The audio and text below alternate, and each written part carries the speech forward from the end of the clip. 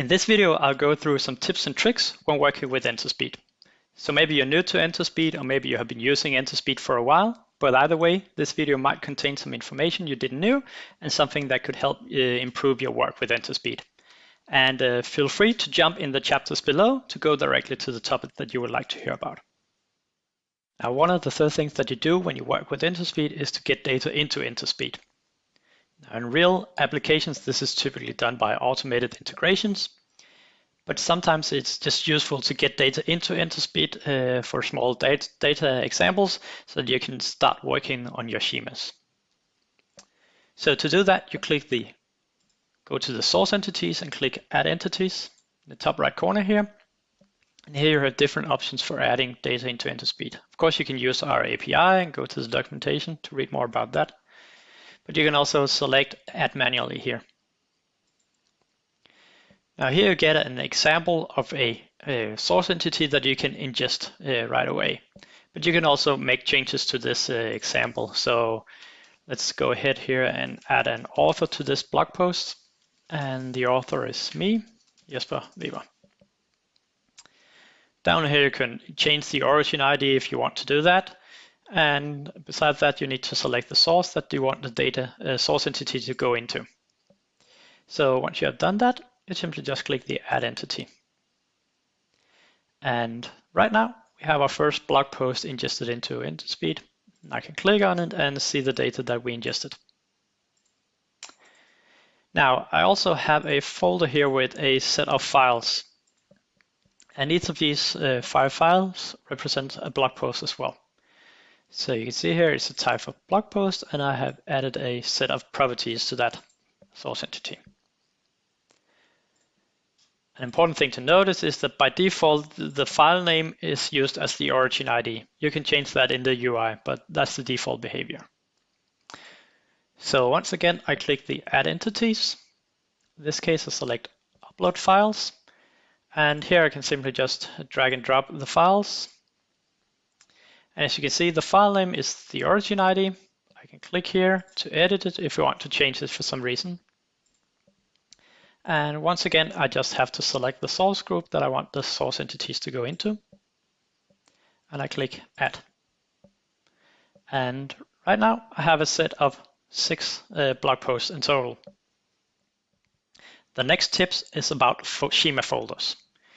So in this case, I have a very limited amount of schemas, but once you start to get more schemas, you typically want to organize these schemas into folders. So first off, let's try to create a new schema. So as you can see here from the tip, you can put your schemas into folder by adding a slash into the file name. So let's create a pages folder, and inside that I could create a blog folder, and here I can create a blog post schema. I'll just click create and go back to the schema list. So now you can see here I have a folder called pages, and inside that I have a blog folder, and here I have a blog post schema. So this is how you create folder in Enterspeed, create virtual folders. So let's say I want to move some pages, some schemas into the pages folder. So it could be the content page here. So I can just rename it and add pages slash like this, and update the file name. And that means that my content page schema is now going into the pages folder. I can do that same with the home page. Pages like that. Awesome. So now I have a little bit of structure of my schemas here. Now, once you have the schemas here, you can also create new schemas directly into the folders. So if you go here and click the plus sign here, you can create a schema within that folder automatically. So it's basically just prefix the file name here, and let's say I want to create an article page. Like that. Go back and see we now have the article page as well here. Now, even though you have your schemas located into folders, you can still search. So if you use the search function up here, you can still search for page, and it will just unfold the pages or the folders where you have the schemas inside it. So the next part here is about schema versioning. So as you can see here, right now I have version 1 of the blog post schema deployed to the development environment.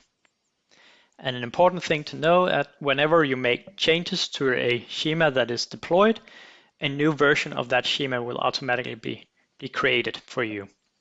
So let's click the blog post schema to go into the schema and make some changes to the schema. As you can see right now, I'm on version 1 of the schema. So let's make some changes here. So instead of returning all the properties from the source entity, I just want to return the title. This. Okay, so notice when I click the Save Draft version, the button here, the version number changes. So now I'm version 2. And we can also see that the status, it's editable. So if I click the dots up here, I could go to a previous version of this schema, and I can go back to version 1. Click it, and now I'm on version 1, and you can see that version 1 is locked because it's a already deployed version of that schema. So if I go back to version 2, the newest version, see that it's editable, and I can make changes to that schema. Even if I make changes to the schema once again, so let's say I want to add a teaser. I want to bring that property to my view as well, like this. And I click the Save Draft button. I'm still on version 2 because version 2 has never been deployed before. So I could keep making as much changes to that version that I want to, and it's only once I deploy it for the first time and make changes to the schema afterwards that I will go to version 3 of the schema. I can also click the compare with version up here, and then I can compare my version 2 with version 1 or any previous version if I had more versions than just the 2 here. So you can see that from version 2, I added the title and the teaser properties instead of just returning all the properties. Now I can go ahead and click the deploy schemas, and then I can select the development environment, and then I can deploy, as you can see here, version 2 of that schema. Currently is version 1 that is deployed. So I can go ahead and deploy version 2 of that schema. If I once again click the deploy schema button here and select the development once again, you can see that I have no changes right now, but I can show unchanged schemas here, and then I can select the blog post schema here, and maybe I want to roll back, so I still want to return to version 1. So I have reverted, or I'm going to revert the deployed version of this schema to version 1. Deploy that change and revert back to version 1. Now this tip is about testing your schemas within the Enterspeed app. So let's jump into, let's say, the content page schema here. So here I'm mapping some properties from my content page source entities, some simple property mapping, but I'm also doing a mapping of a list of content blocks where I'm referencing a partial schema. So let's go ahead and test that schema. So I click the source entities and test in the bottom right corner here. And I can select the source from which the source entity I want to test against is located. So I want to test on the our services page here. So I can click on it, see the data that is available on that source entity. Title, description, and we can see here the array of content blocks. Let's go ahead and click the test button, and we can see that our test is working, and here are the output from the schema. But what happens to my schema? Let's say if the content blocks array here is empty, or maybe it's even null, what then happens? How do I test that? So to test that, I can simply just copy the entire source entity here, and I can go to the JSON tab up here. And here I can just paste it in, and I can make changes to that source entity as I would like.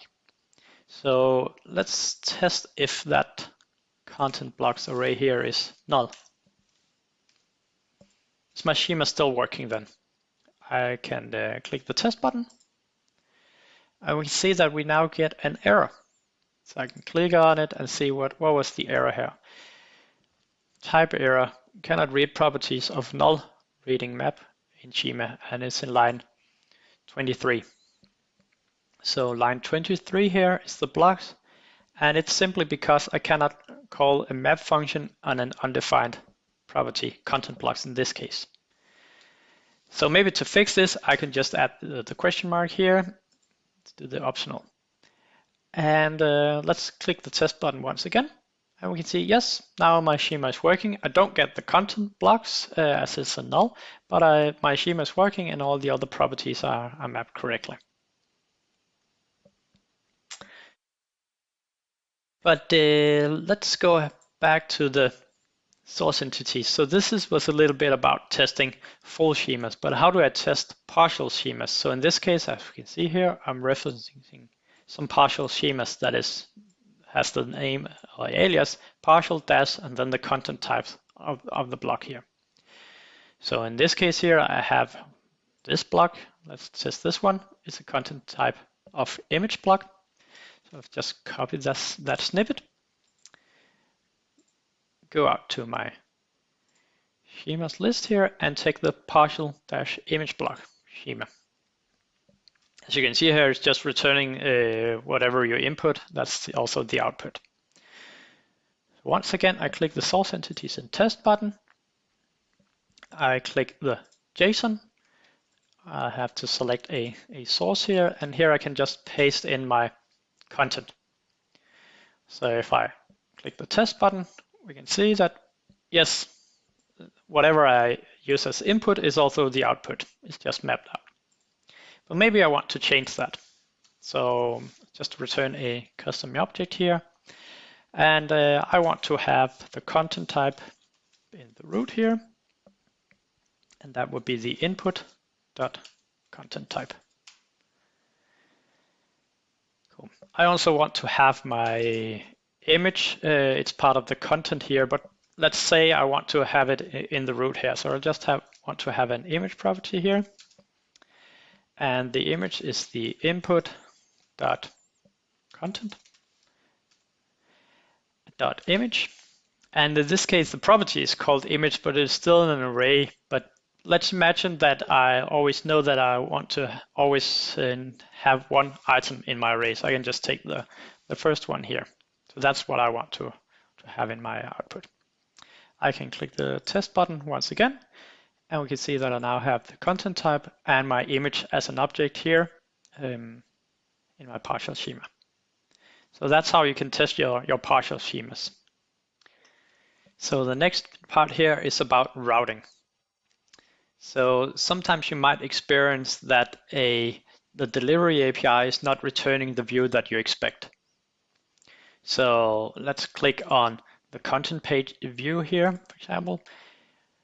I can see the view here, and if I click the curl request and copy that curl request, maybe that URL, that curl request is not actually returning this view here.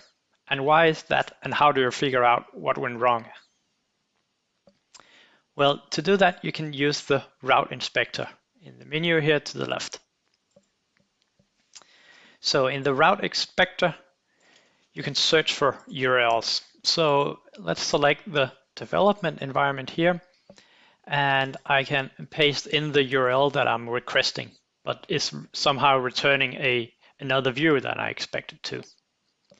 So I can click search, and as you can see here, for this specific URL, I have two views that returns for the same URL, same route. You can see the route is the same.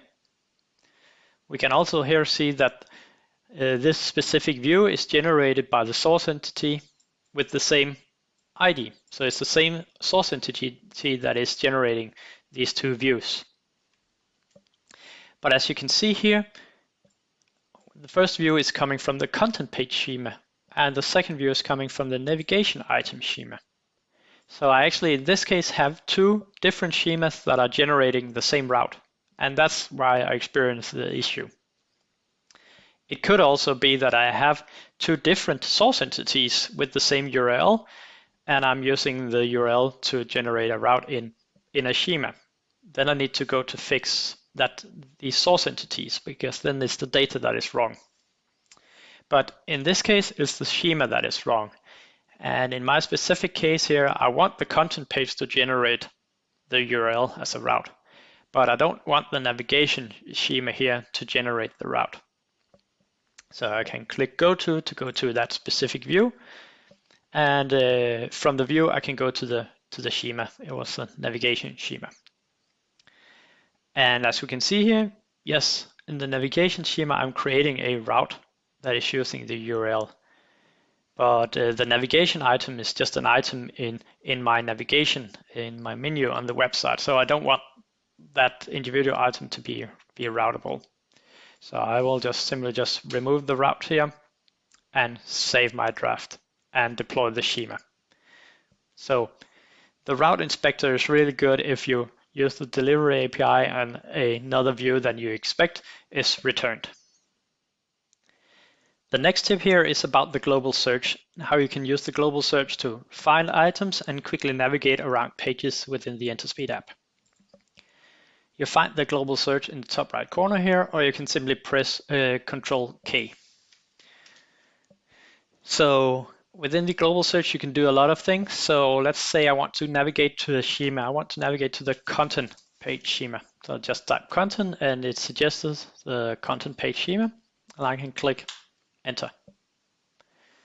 I could also want to go to the partial schema, and the partial schema should be the image block, like this. Now I can also go directly to specific source entities. So once again, Control K. And right here, I'm just using the arrows on the keyboard. I'm going to select Go to Source Entity, and I want to select that they should be the development published source. And here I can type the ID of the source entity that I want to go to. Or if I can't remember the ID, I can also type part of the URL. I select that, click Enter, and then I'm right at the specific source entity that I want to go to. Now I can also navigate to pages within the, let's say, the settings section. So let's say I want to go to the environment settings, like that. Or maybe I want to go to the data sources, like that. And there's a lot of other things that you can do, as you can see here, create schemas directly from here. So take a look at the global search if you haven't used it. The last topic that I have for this video is about log. And I encourage you to use the logs in the Enterspeed app. Now the log shows you everything that is going on your tenant. Of course, you can filter on time intervals. You can select the last 12 hours. You can select on levels, so maybe you only want to see the errors that actually occurred. And you can also filter on the different services. So maybe you want to see for the destination for Algolia what was going on. And as you can see down here, I had an error earlier, so I can of course click it, and I can see down here what was the actual error message. So an unhandled exception by the Algolia client. Retry failed to connect to Algolia, and reason for that was the name or service was unknown. And it turned out that I have misspelled the application ID that is part of the URL here. So I have fixed that and tried to ingest it to Algolia once again. And we can see that afterwards, everything was going fine. Now, of course, as we saw before, I can click it, and all the different information for some of the log messages are clickable. So in this case here, I can click here and go directly to that content page schema that produced this log message. I can go back again. I can also go directly to the source entity that created this log message, as well as the view. Now another thing that you can do is down here you have the source entity ID. So you can copy the source entity ID and you can paste it in here. And then you can search for all events that happened for that specific source entity. So if you select all sources once again, then you can see all the different events that was happening for that specific source entity. So that could also be useful for tracking down what went wrong and where in the pipeline. So go ahead and check out the logs. That was all for this video, and see you in the next one.